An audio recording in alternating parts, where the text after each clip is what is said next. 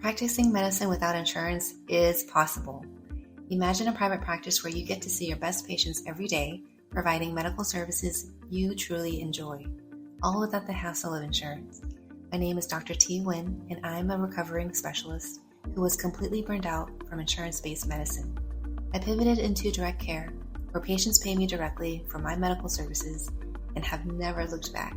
If you're a private practice owner or planning to become one who's looking to be free of the grind of insurance and you're craving simplicity, efficiency, and connection with patients, you are in the right place. This podcast will help you map out your exit plan and uncover the mindset needed to thrive in today's economy. Welcome to the Direct Care Podcast for Specialists. When I speak to doctors who are suffering in their insurance-based practice, I always like knowing why. Why do they want to leave insurance? And what their point of view is about the landscape of practicing medicine. Now, most doctors are very practical. They just want to practice medicine on their terms and get paid appropriately for it. But when doctors are underpaid or they're undervalued and they're doing meaningless work, like taking on a peer-to-peer call, looking at the piles of claim denials, watching their accounts receivable dollars steadily go up with no money actually hitting the bank, it's no wonder why doctors are looking for an exit outside of medicine. I have had moments being on these peer-to-peer calls with the insurance agent who had no qualifying clinical skills, but they're making decisions based on, and I'm going to use air quotes, medical necessity, based on my medical decisions for the patient that I'm treating. And I just thought this whole process is so stupid. I don't have time for this. Patients don't deserve this. And yet here we are playing this game. Now, I don't blame doctors who want to leave clinical practice because the burden is enormous. It's heavy on us. But I do think about what could happen if most of us just got up and left and chose to work at retail, like at Target, where we clock in, we clock out, we get to be home with our families, do something else other than stare into the abyss of charting, trying to figure out how to code for certain services and not stress about insurance payments. It really does sound really lovely anywhere else. You get the discounts, you get to frolic in this newfound freedom. And I know a lot of us have this fantasy of life being better somewhere else. But what happens if highly skilled, qualified, compassionate doctors continue to leave clinical practice? Well, the reality is it's already happening. There is a shortage of physicians being put out, and then a lot of doctors are just choosing to leave clinical practice for something simpler. Ultimately, there's going to be less doctors working to take care of me and you, or they get replaced by lesser qualified equivalents, or we simply just don't get the care that we need and we all suffer. So my goal in this podcast is to help doctors stay in clinical practice. Now, what they do and how long they stay in for is completely up to them. But after speaking to doctors who are of retirement age, discover life without insurance, they've opted out and have a direct care practice, suddenly they find that they love medicine again and they are happily practicing at their own pace at their decided rate. It really is such a beautiful transformation to witness this rejuvenated love for clinical practice. And many of us have the energy to pursue other love desires on top of having our businesses, like teaching or being part of an advisory board team for med tech, health tech, or they take up a new hobby or reignite one that they've been putting aside. Multidimensional doctors make the science and the art of medicine so much more meaningful. Now, on the other side of an insurance-dependent practice is direct care. It's the complete opposite, where we don't rely on a third-party payer to run the business. And direct care is freedom. It's freedom from fluff, from confusion about what gets paid and what codes to input and time wasted on those peer-to-peer calls, prior authorizations, from the stress of keeping up with coding compliance. Now, I know you know this list, so I won't re-traumatize you about it. But what is actually holding doctors back? I think about this all the time when I'm drafting an episode for you. And it really comes down to the fears of not knowing or just the uncertainty on whether or not this can actually work. Oftentimes it shows up as an excuse or a misconception. Like, I don't want to serve that kind of population. Doctors tell me that they think rich people are too demanding. This one is always fun for me to hear because people think doctors are rich. Many of us making six figures or more are considered rich. The latest breakdown of those making more than $100,000 per year is 18%. So if you make more than 100K, you are in the top 18% of household income earners. Now, whether you think you're rich or not, there is somebody out there who has made the assumption that because you make money, you are difficult. And it's kind of funny when the tables are turned, right? It doesn't feel so cool after all. And what I'm saying is that's a misconception. So the misconception that we have about people who have money are the same misconceptions that people have about doctors who make money. So we have to dismantle that. And I'll get into this a little bit further. I've been out of insurance since 2022. I'll tell you, no one has ever been difficult or felt entitled to my time. Not anymore, at least. Maybe there was a few, one or two, but that's a remote memory compared to what it used to be when I took insurance. And it felt like every day there was some kind of assault on my practice because of some insurance issues. Maybe it was a miscollection or mispayment or some confusion around an EOB, or maybe we should have billed the code this way, or maybe we should have billed their secondary insurance and so on, right? Now I can take a few guesses as to why people who pay less feel so much more entitled. And I'm taking back to a quote by Babe Ruth where he said, "The loudest boos come from the cheapest seats." So the correlation of entitlement and money is that the less somebody pays, the more entitled they feel to wanting more free things. Why is that? Well, the more distant somebody is to that transaction, to the money exchange, there's more anonymity or less connection to that transaction. Ultimately, they become meaner when they're not connected to what they're paying for. And that's what we see with insurance. The money is going through a third party, and the assumption is that third party will deal with it. And so patients, they come in, they have this expectation that healthcare would be covered. But when it's not, who do they take their frustration out on? Your front desk, or maybe you directly. Or they go online and they complain about an insurance issue that has nothing to do with you.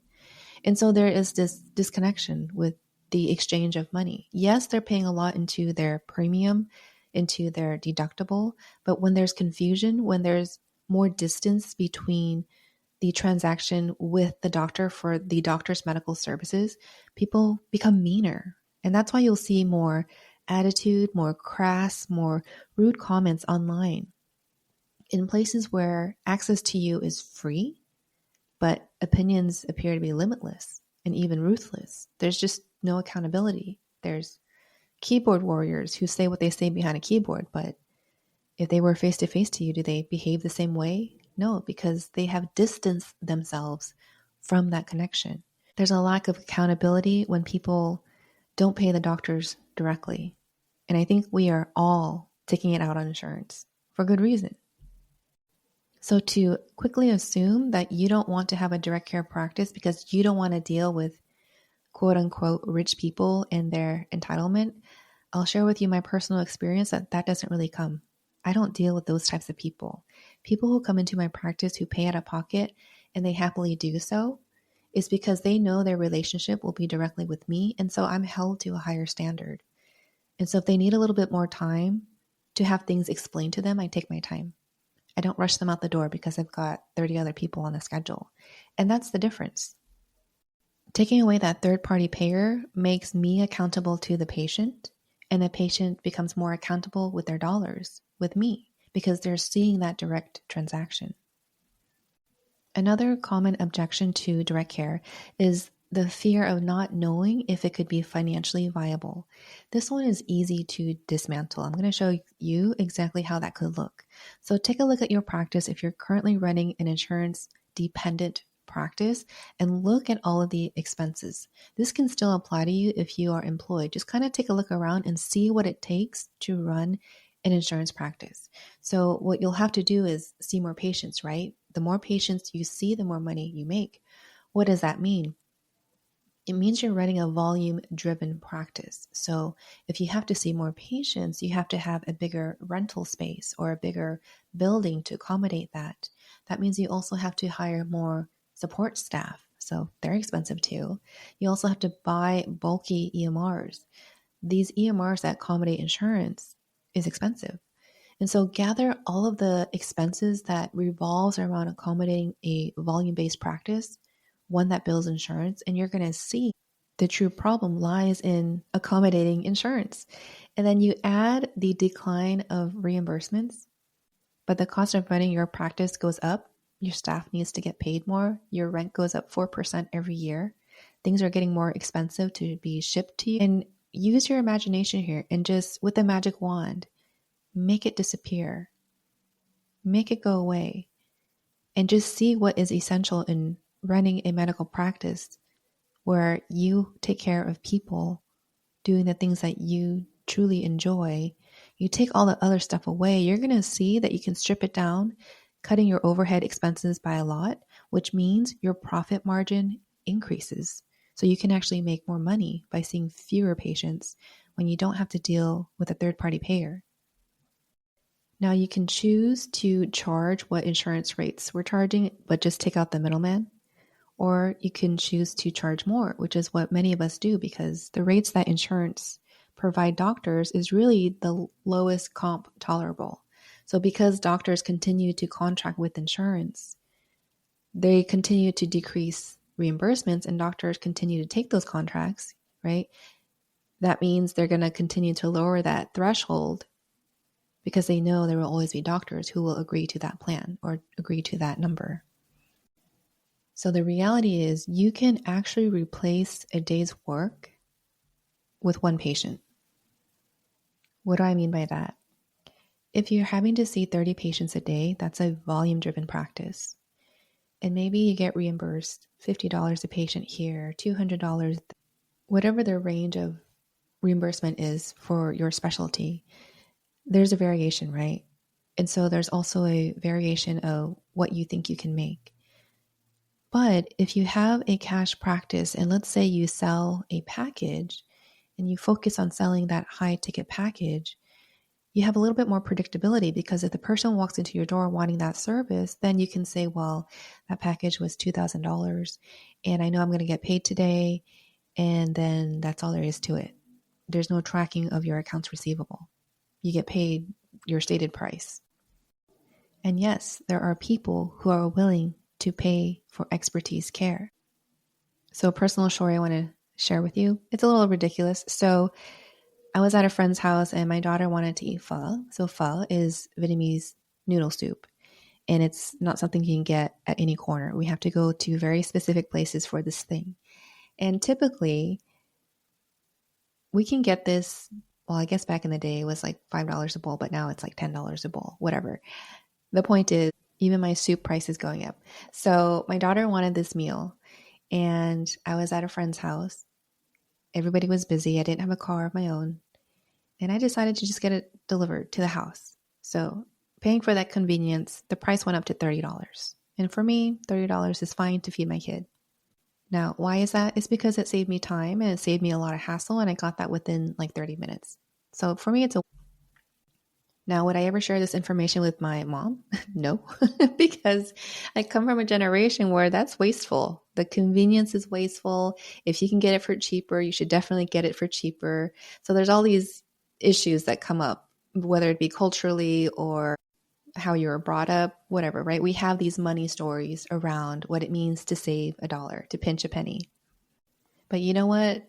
For people like me, I value my time. And I know you've got patients who value your time. You just have to find them and let them know that you are highly valuable and your prices will reflect that. So instead of choosing to be the bottom barrel pricing of doctors' medical services, you want to price appropriately so that you can run your business and continue to run your business and reinvest into the things that you have in your practice, whether it be equipment or your staff, salary, whatever. You just got to be able to price it appropriately so that you can sustain yourself for many years to come. And there are people who are willing to pay for that. just like there are people who are willing to pay for soup delivery to keep their kid happy. And this last objection, or this last resistance to learning how to run a successful direct care practice, is this. Many doctors say they don't want to market themselves, or they feel that it's weird, or it's sleazy, or they just don't feel like they're good at it. The truth is, all businesses need a marketing arm, and the solution to that is hiring a team. Now, if the issue is the expense of hiring that team, then that's where you need to roll up your sleeves and do the work, where you start connecting with people in real life. We seem to be in a generation that's getting more distant from connecting with people in real life. So the effort or the bar to this is really low. All you got to do is show up and shake hands and maybe invite somebody out to coffee. And that stands out so much more than sending an email or an Instagram note, or, we have these easy way to do things, but if you really want to stand out, it's really all about connecting with people.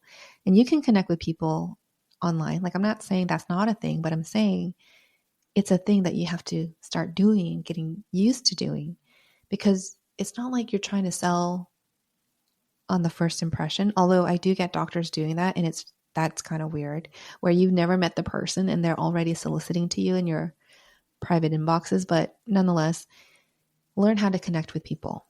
It's better if you do this in person, in real life, within your community, because then they can connect the dots that you are the person who does this thing.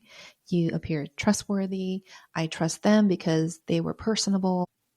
And so you may think it requires a lot of effort to connect, but it's really not. It's you showing up often, saying hello, getting interested in people, seeing how you can help them, and then you rinse and repeat. Now, if you find yourself in a situation where none of this sounds really interesting to you, it makes you queasy, you are just not interested in learning this really important skill, well, that's okay. You can stay employed. That's not an issue. There's no shame in knowing what path is best for you. But if you have an employment that you dislike and you find yourself suddenly maybe let go of your job and you're wondering, or you have an itch about building a practice that is easy, simple, it's been proven to work, direct care will always be here for you. I know in the beginning of receiving new information, it's like the stages of grief. There's the period of where you're just straight up denying that this is even a potential path. And I've met doctors who would not even considering practicing without insurance because they have some judgment around it, like, oh, how selfish and how greedy it is to not take insurance. It's eliminating or outcasting people who really need your services. And if I were to live my life to the expectations of people that I don't really respect, that would be weird. And it is depressing.